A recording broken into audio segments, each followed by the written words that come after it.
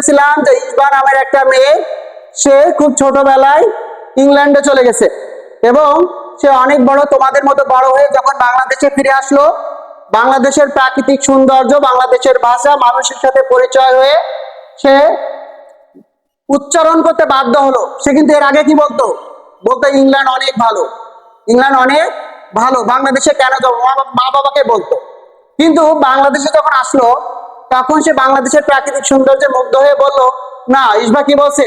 প্রকৃত মাগো বঙ্গ বাংলা, প্রকৃত মাগো বঙ্গ বাংলা। কথা ক্লিয়ার? কে বলেছে কথাটা? ইসবা।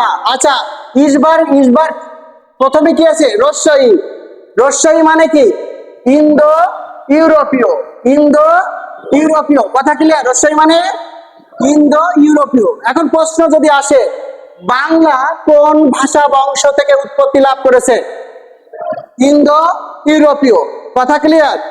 এখন তারপরে দেখো, রস্বইয়ের পরে কি আছে? তালবাসা আছে। রস্বইয়ের পরে কি আছে? তালবাসা। এখন দেখো, ইন্দো ইউরোপের দুইটা শাখা আছে, একটা শতম আর একটা কেন্তন। ঠিক আছে? এই যে তালবাসা দিয়ে কোন শাখাটা? শতম। তাহলে যদি বলে বাংলা কোন শাখা থেকে এসেছে, কি বলবো? শতম। পারবো তো? সমস্যা আছে কোনো? নাই, শতম শাখা থেকে। আচ্ছা, এবার যদি বলে শতম, আসলে প্রকৃত পক্ষে বাংলাটা কোন ভাষা থেকে এসেছে? ভারতীয় থেকে। তাহলে আমরা ভাতে কি? ভাতে কি? ভারত। আচ্ছা, এই ভারতীয় ভাষায় যখন আমাদের আর্যরা যখন আমাদেরকে শাসন করলো, তাদের ভাষাটা মিক্স হয়ে গেল, হয়ে গেল কি? ভারতীয় আর্য। এবং এরা এসে দুইটা কথা প্রচলন করলো, বললো যে না, লেখার ভাষা আর কথার ভাষা এক হতে পারে না। তাহলে একটাকে বললো প্রাকৃত আর একটাকে কি বললো? সংস্কৃত। দেখো, তাহলে ভারতীয় বললো কি? প্রকৃত। কি বললো? প্রকৃত। প্রকৃত মানে কি? প্রাকৃত। প্রকৃত মানে প্রাকৃত। আমরা মিলানোর স্বার্থে ওখানে প্রকৃত লিখেছি। ঠিক আছে? প্রাকৃত। আচ্ছা, গেল আমাদের প্রাকৃত।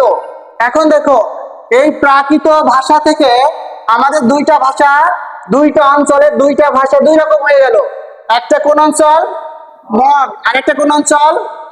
গৌড়ীয়। তাহলে এই দেখো, এখানে আছে মা আর এখানে আছে গো। কি আছে? মা গো। দেখেছো? মা গো। মা মানে কি?